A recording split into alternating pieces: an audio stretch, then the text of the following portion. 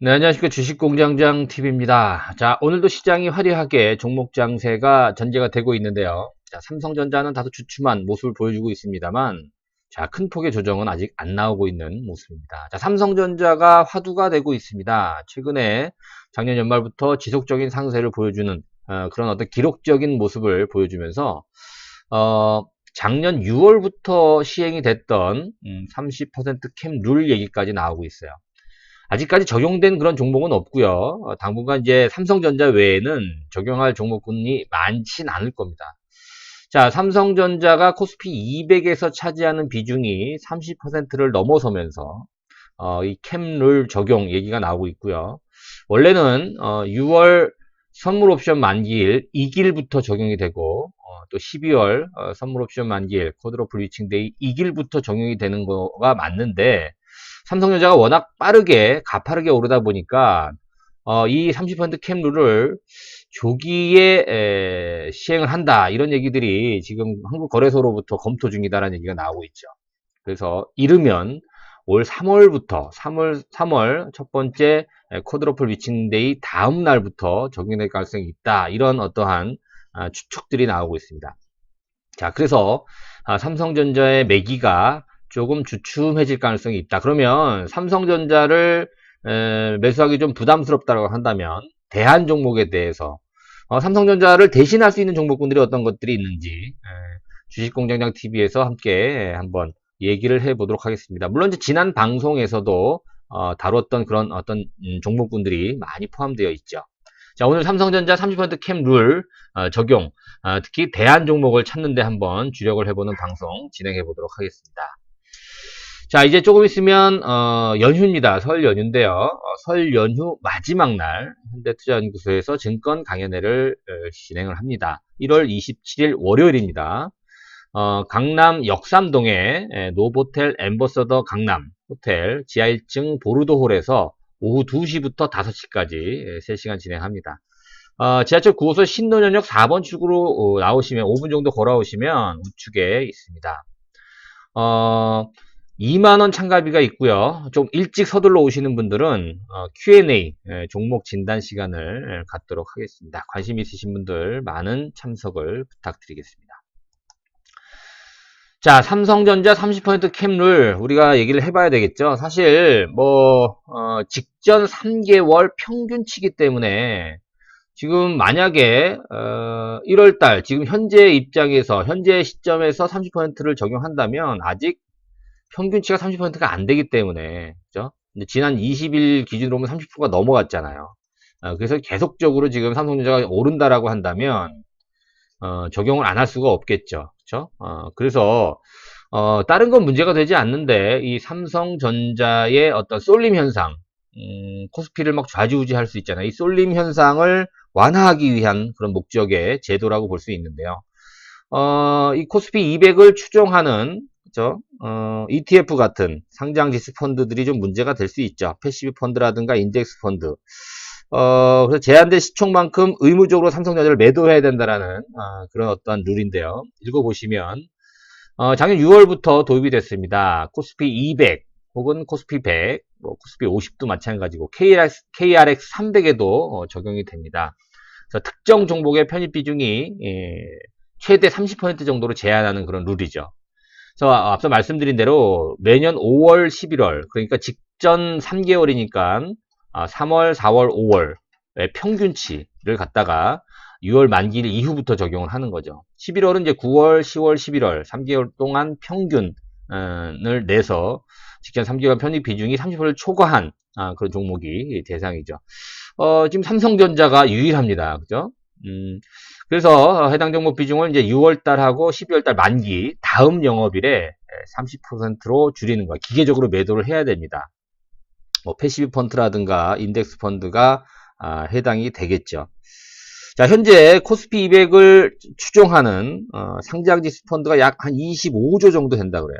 그렇죠? 25조 정도 되는데, 그럼 25조 정도 가운데 삼성전자를 기계적으로 좀 팔아야 되는 게 추정치긴 합니다만 1조가 좀 넘는다라고 하죠. 그렇죠? 자, 그런데 반대로 낙수 효과를 기대해 볼 수 있다라는 그런 또 긍정적인 의견들도 있습니다. 자, 그런데 우리가 지금 삼성전자가 안 올랐으면, 뭐, 삼성전자 30% 캡룰 이거는 그냥 뭐 무시하는 건 아니지만, 그냥 한 귀로 듣고 한 귀로 흘러도 되는데, 워낙 지나치게 많이 올랐기 때문에 이런 부분이 좀 신경 쓰인다라는 거예요. 그쵸? 그렇게 본다면, 이제 삼성전자의 매수세가, 이런 룰 적용한다라는 그런 어떤 제한도 있지만, 많이 오른 거에 따른 부담이 있을 수밖에 없잖아요. 그렇게 본다면, 매수는 좀 주춤할 수 있고요. 또 조정이 나올 수도 있어요. 그런 부분에 대비하자라는 차원에서 우리가 이제 대안 종목을 찾자. 자, 이 말씀을, 어, 지금 현재 여러분들한테 드리고 있습니다. 자, 말씀드린 대로 지난 1월 20일이었죠. 월요일이었네요. 코스피 200 내 삼성전자 시가총액 비중이 33.51%까지 크게 증가를 했습니다. 자, 이제 문제가 될 수 있죠. 30%를 넘어섰기 때문에. 이러한 수준이 계속 이어진다면, 자, 만약에 여러분들 코스피 200 내에 삼성전자를 제외한 다른 종목군들도 같이 다 올라서 뭐 삼성전자의 어떤 가격이 더 오른다라고 하더라도 다른 종목군들이 더 포션이 증가를 하면 내려가겠죠. 그렇죠, 아무래도. 근데 지금은 뭐 삼성전자라든가 하이닉스 같은 시가총액 상위 종목군들, 반도체 관련주만 집중적으로 외국인들이 또 기관들이 매수하는 그런 경향이 강하기 때문에 지금은 조금 위험하죠. 그렇죠? 그런 부분에 따라서 우리가 어느 정도 신경을 쓰지 않을 수가 없는 그런 상황입니다. 자, 대안 종목 가볼까요? 뭐 지난번에도 이제 그런 말씀을 드렸어요. 우리가 이제 삼성전자를 대신할 수 있는 종목군들. 뭐 여러 가지 종목을 우리가 들을 수 있죠. 일단 삼성그룹주들 중에서 삼성전자와 연관이 많은 종목들. 뭐가 있을까요, 여러분들? 그쵸? 삼성전자의 지분을 4.6% 보유하고 있는 삼성물산 말씀을 드렸죠. 자, 삼성물산을 가지고 있으면 우리가 삼성전자를 보유한 것과 또 삼성바이오로직스를 보유한 것과 마찬가지다. 그 외에 기타 삼성물산이 보유하고 있는 뭐 삼성화재라든가 삼성생명 이런 종목군도 같이 보유하는 거와 마찬가지다. 이런 말씀을 드렸어요. 그래서 가장 큰 대안이 될 수 있는 종목군이 바로 삼성물산이에요. 자, 그런데 이 삼성물산 같은 경우는 좀 무겁다라는 편견이 있습니다, 여러분들. 그렇죠? 삼성물산은 무겁다. 그리고 지금 현재 상장되어 있는 종목군들 중에서 가격이 가장 비싸요. 왜?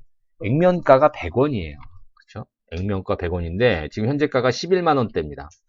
자, 삼성물산의 흐름은 지금 많이 오른 것 같죠? 9만 원대에서 11만 원대까지 올랐기 때문에. 그런데 삼성물산은 제일모직과 합병되고 난 이후부터는 바닥을 이제 확인하고 이제 고개를 들고 있는 그런 어떤 초기 국면이에요. 상당히 매력적인 가격입니다. 물론 지금 합병 관련해서 여러 가지 뭐 분식회계 문제라든가 그렇죠? 네, 그런 어떤 법률 위반에 대해서 대표이사가 조사를 받고 그런 법률적인 문제가 남아 있습니다만 그런 부분이 지난 2014년부터 진행되어 왔던 이 하락 추세에 다 어느 정도 선 반영이 되었다는 측면을 본다면 삼성물산 상당히 매력적인 현재 위치다 이렇게 말씀을 드릴 수가 있겠어요. 뭐 삼성물산 외에도 거기 보시면 삼성 SDI, 삼성전자가 지분을 한 20% 갖고 있는 삼성 SDI, 뭐 삼성전기라든가 이런 IT 관련 종목군들, 또 삼성전자에 납품을 하지 않습니까? 뭐 삼성 디스플레이는 지금 뭐 상장 주식이 아니니까 삼성 SDI라든가 삼성전기 같은 이런 종목으로도 우리가 얼마든지 삼성전자 대안으로 생각해 볼 수 있습니다. 흐름도 나쁘지 않아요. 삼성전기라든가 삼성 SDI의 흐름도 지금 현재 나쁘지 않아요. 자, 삼성 SDI도 지금 지칠 줄 모르는 상세가 이어지고 있죠. 물론 삼성 SDI는 지금 그렇죠. 전기 자동차에 대한 기대감 그런 테마에 엮여서 지금 23만 원에서 28만 원대까지 오늘도 2%가 넘는 강세를 보여주면서 현재 역사적인 신고가를 돌파하는 모습이기 때문에 더욱더 매력적이다 이렇게 볼 수 있어요. 자, 삼성전기도 마찬가지입니다. 꾸준한 상승세가 이어지고 있고요. 특히 이제 삼성전기 같은 경우는 최근에 상승이 어느 정도 좀 둔화되면서 조정을 받고 있는 그런 모습이기 때문에 부담 없이 또 대안 종목으로 매수할 수 있습니다. 뭐 전고점까지만 목표치를 잡는다라고 하더라도 아직까지는 충분한 상승 스윙률을 극대화시킬 수 있는 그런 어떤 가능성이 높고요. 그렇죠. 삼성전기는 전고점까지 보는 게 아니라 전고점을 넘어설 수 있는 그런 어떤 가치가 있죠. 자, 한참 삼성전기가 좋았을 때 그때 가치, 밸류에이션을 적용한다면 지금 현재 삼성전기는 18만 원 이상까지 가치를 평가받을 수가 있어요. 지금 밸류에이션 상으로 본다면 충분히 전고점을 돌파할 가능성이 높은 그런 위치에 있다. 이렇게 말씀드릴 수가 있겠습니다. 자, 또 하나 말씀드릴 수 있는 게 뭡니까? 자, 반도체 하면 어디가 떠오릅니까? 그렇죠. 삼성전자. 그 다음은 바로 SK 하이닉스죠. 자, 삼성전자랑 하이닉스랑 비교하는 건 좀 어렵습니다만, 반도체 또 메모리 관련주, 삼성전자 다음에 이제 SK 하이닉스를 둘 수가 있어요. 자, 하이닉스도 삼성전자만큼이나 역사적 신고가를 갈아치우고 지속적으로 상승을 했어요. 자, 작년까지의 어떤 흐름을 보게 되면 코스피 시장에서 삼성전자와 SK 하이닉스 시가총액을 합해봤습니다. 어떻습니까? 매년 증가하는 그런 추세를 보여주고 있고 2018년도 살짝 좀 밀렸습니다만 작년도부터 그죠? 작년도 6월 달에 어느 정도나 나오나요? 비중이 24%, 그죠? 400조가 훨씬 넘는 그런 상황입니다. 물론 이제 작년 연말 기준인데요.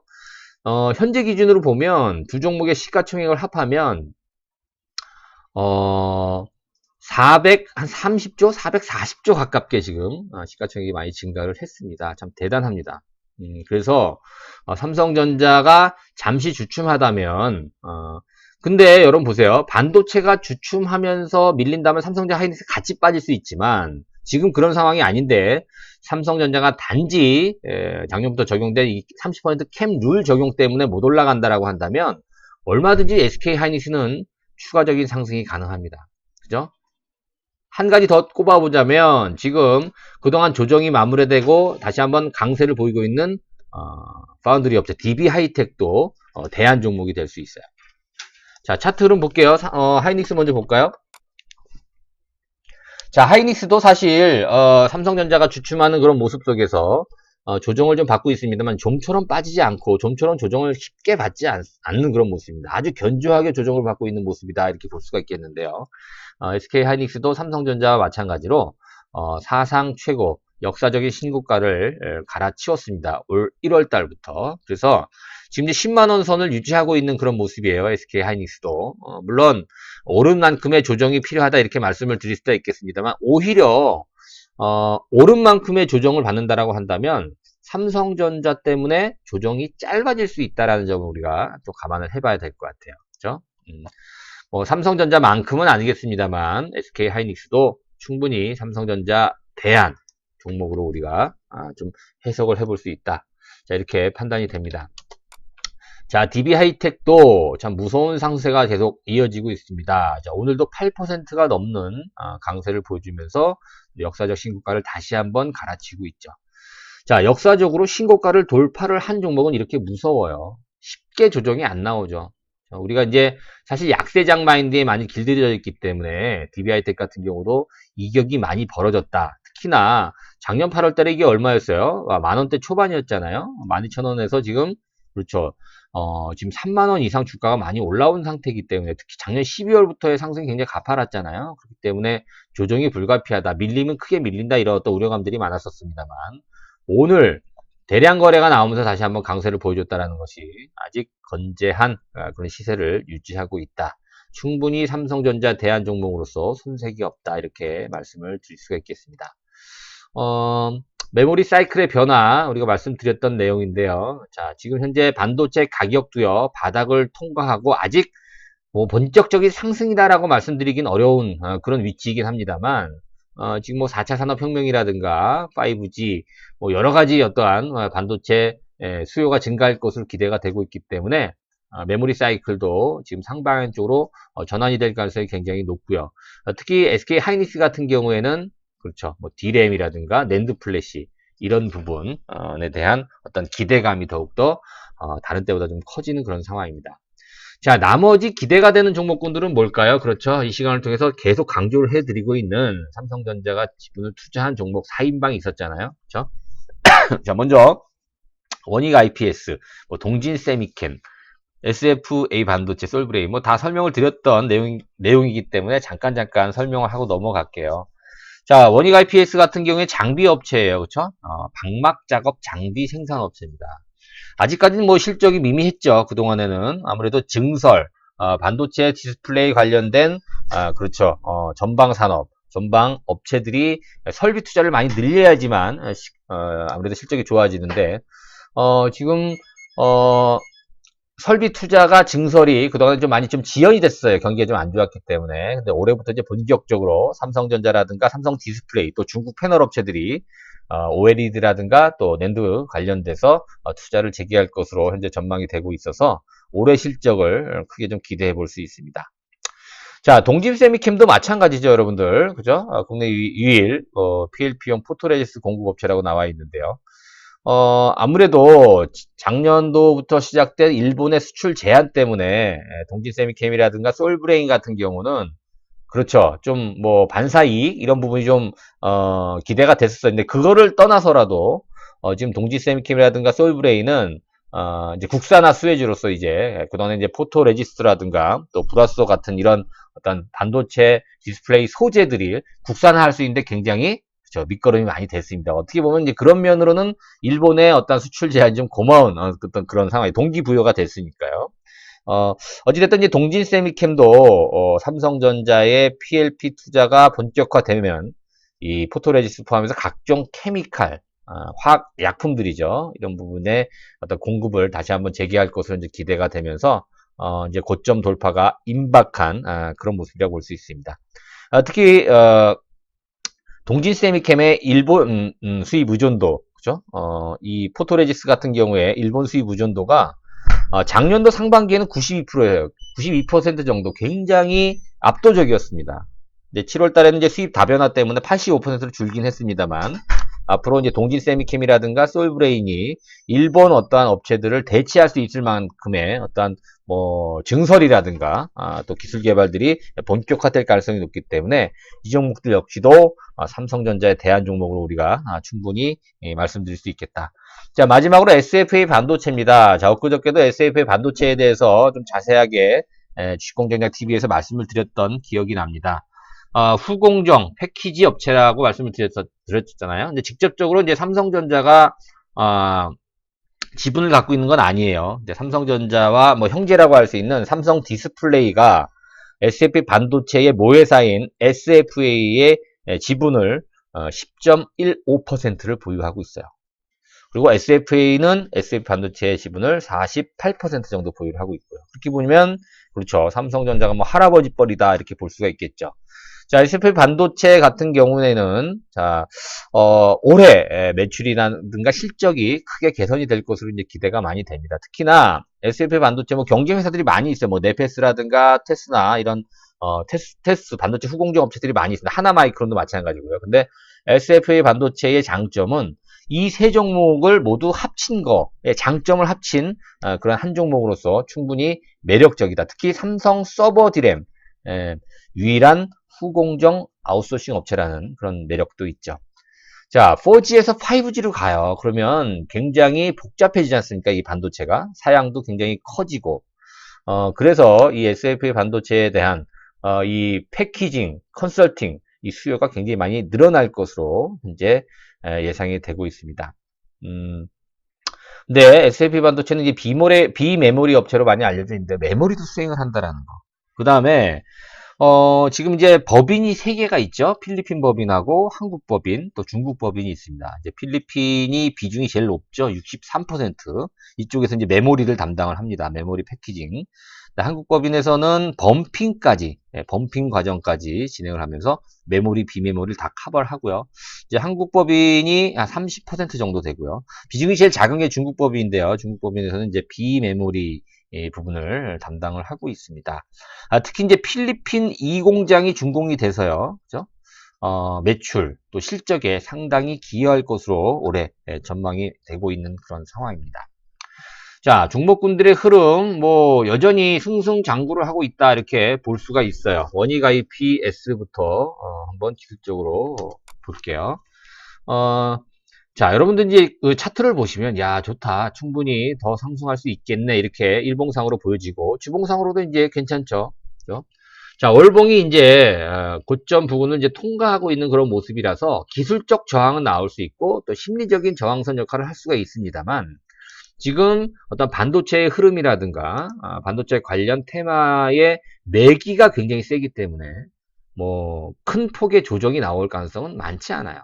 지금 가격대 정도면 뭐 안정적인 어떤 흐름을 좀 지켜낼 수 있는 그런 위치다 이렇게 볼 수가 있습니다. 자, 삼성전자 대안으로 원익 IPS 말씀을 좀 드렸습니다.